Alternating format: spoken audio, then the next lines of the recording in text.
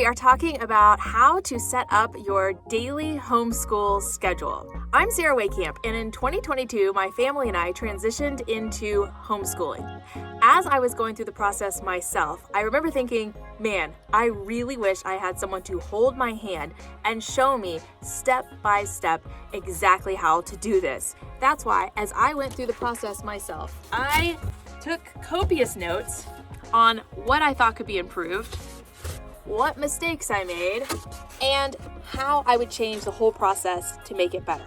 I put all those thoughts and ideas together to come up with a framework to help other moms more easily set themselves up for success in homeschooling. The framework is a map. Every new homeschooler, and really every mom, needs a map. The first step is awareness. Let's become aware of some of the myths around building your homeschool daily schedule. Myth number one, this might be the biggest one of all, is that your homeschool day has to mimic regular public or private school hours. Many new homeschoolers believe that their homeschooling hours should adhere to traditional schooling hours. This can lead to unnecessarily long days. The way that you're able to pivot and move and shift and teach in homeschooling is so much different than it is in public school. I've taught in both public and private school, and I can tell you firsthand, it is a lot more time consuming to get 20 kids moving along than it is to get 3, 2, 1, 4, or 5 in your house. There's also another myth that every minute should be structured. Not only do I not recommend you schedule every minute, but I strongly encourage you not to. You have to leave some white space. You have to leave room for when things go wrong, because it's not if, it's when. Leaving some downtime and some flexibility will help make your homeschool days so much easier. Another myth is that every child must have the same hours of school. What you do with your 4-year-old is going to be different than your 7th grader. Younger children will take less time in their school hours than older children. Another myth is that homeschooling takes all day. I have found homeschooling to be so much more efficient than public or private school. It makes a lot of sense. When you're one-on-one with your child, as soon as they understand the concept, you get to move forward. It takes less time to explain, and the curriculum is already so catered and dialed into them that classes don't take as long. Another myth is that too much free time is harmful. It is not detrimental to children in their development for them to have unstructured time. Free time is actually super important to their development, their sense of responsibility, and their ability to initiate stuff for themselves. And the last myth is that every day must follow the same routine, or that every week must follow the same routine. Every day being exactly the same can lead to monotony and boredom. One mistake that I made when I made my daily schedule was being way too rigid with the schedule. I also underemphasized how much can be learned from hands-on experiences.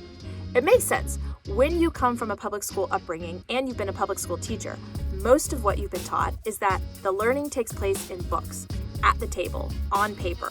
There aren't a whole host of opportunities to go and see learning in the real world. And so you don't get the chance to see very often how rich and wonderful and efficient those teaching experiences can be. So I was very hesitant in the beginning to let baking a pie or cooking to teach math. I thought those were activities that could be done when we were done with our book work. I also made the mistake of thinking that there are educational emergencies.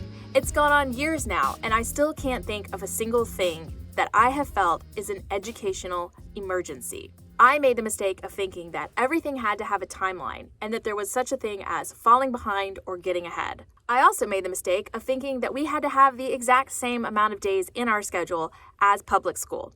I literally looked it up and made sure to mirror our calendar to have 183 days just like public school did. A misguided daily schedule can lead to a lot of stress and overwhelm. You may begin to struggle to balance homeschooling responsibilities with home responsibilities, with spouse responsibilities, friends. It goes all the way down the line. So it's important that we're making sure to speak to these myths and mistakes early on in the process.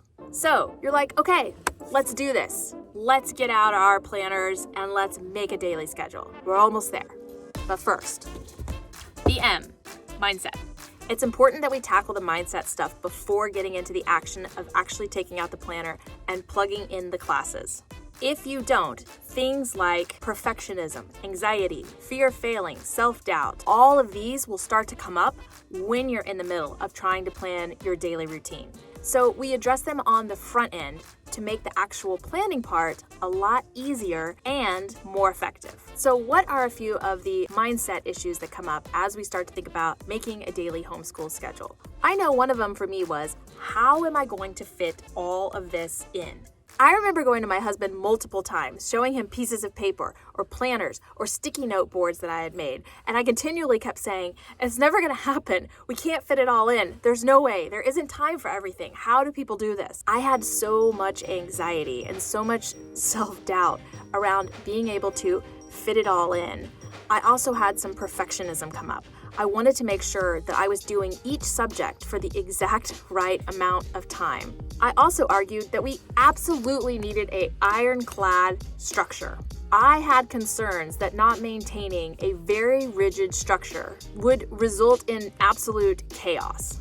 I had a limiting belief that every moment of our school day must be productive. This led me to a lot of overscheduling initially and a lot of stress. I also struggled with comparison, looking at what everybody else was doing, even writing friends who still had kids in the middle school and asking them, what are your kids reading? What are they learning in math? Are they doing any U.S. history yet? So what do you do to address these mindset issues that might be coming up for you as you try to plan your homeschool daily schedule? One thing is exactly what you're doing right now, which is listening to why these things might be coming up for you, having it validated that it's completely normal that they're coming up. This is not just you. Homeschool moms all across the world struggle with these exact same issues. It can also be helpful to have a mentor. Reach out to me, other moms in the community, ask these questions. Moms are more than happy to show you their exact schedules or to just tell you, yes, I struggled with the same thing and look where my kids are now. All right, we're to the A, action. I could make an entire video on my struggle to find a good planner, a good place to visualize all the things that we had to do in our day, be able to plug them in, move them around, color code them for kids. It was a struggle. After trying everything from sticky notes to a pen and paper planner in front of me, I landed on a website called Homeschool Planet. For me, it makes the most sense visually. In Homeschool Planet, you can color code your subjects, you can divide things out in umpteen ways, by kids, by different days, by different hours, by different days, on different hours. If you can imagine it, Homeschool Planet can handle it. Now you may be asking, Sarah, why are you recommending getting this granular or getting this organized when you're also recommending being flexible and adaptable? You know when you make a recipe sometimes and you're like, that was good, but I think I would tweak this or add a little bit more of that or cook it a little bit longer. In order to be able to adapt and change, you have to have a recipe that you're adapting and changing. It's the same thing with homeschooling. You want to have some jumping off point, something that you can adapt and change. Otherwise, you're just all over the map and you can't really tell what's working and what's not. When you're starting your scheduling and you're ready to start plugging things in a planner and looking at times, the first thing you want to schedule in is all the things that are time unnegotiable. Is that a word? Non-negotiable. Are time non-negotiable. These are your co-ops, your music lessons, your sporting events. Since these are already set, they should go in first, and then we'll fill in the other subjects and items around them. Also going to help you to see which days are a little bit heavier. Our Tuesdays seem to be heavier. We have music lessons, outside classes, so I know that that's not going to be a day that we're going to fill up with other classes at home as well. Once you have in all of your set schedule items, you can start to fill in where your classes at home are going to go. I would recommend starting with the skill subjects first. These are spelling, reading, writing, math. We don't do every skill subject every single day, but to start, pick one that you feel like is very important to you or that your child really needs, and go ahead and just slot that one in. Maybe it's reading. If you want to work on reading for 20 minutes, 4 times a week, put it in at 9 o'clock from 9 to 9:20. You could always move it later. The next one that feels super important to you. Don't worry in the beginning about the order that they're going in. We can always move them around. This is just to help give yourself a visual of how heavy each day is If it's your idea that you want to do math 4 days a week, and that's the second most important subject to you, go ahead and plug it in for 4 days a week. Again, we can change it. So now, you have your set activities, you have reading, and you have your math. Think of the next most important subject. Maybe it's spelling. Slot that one in for 20 minutes, however many days a week you want to do it. Continue with this down your list of prioritized subjects. If you haven't prioritized the subjects, go ahead and do this now. Again, I would start with the skills subjects first and then go from there. After you have in all of your prioritized skill subject areas, then you can move on to the knowledge-based subjects. Plug in some history, plug in some science. Maybe you're plugging in some foreign language or some robotics, maybe a business class. As you're plugging these in, you're going to start to be able to see where it may be too much, where it may not be quite enough. And you'll never fully know until you're on the ground doing this. And that leads us to P, process. Every year when we start homeschooling, we start with just a subject or two each day, and we slowly build ourselves up into a full running schedule. So it's often not until a month or 6 weeks in that I really know what's working and what isn't. So it's important that a realistic expectation is set, that this schedule can and will change. Hopefully you feel a lot more confident now about setting up your homeschooling schedule. As always, reach out to me with any questions, concerns, ideas, thoughts. I'm always here to help encourage and empower you on this homeschooling journey. In the next video, we're going to talk about setting up your homeschool space. I'll see you in the next one. Bye.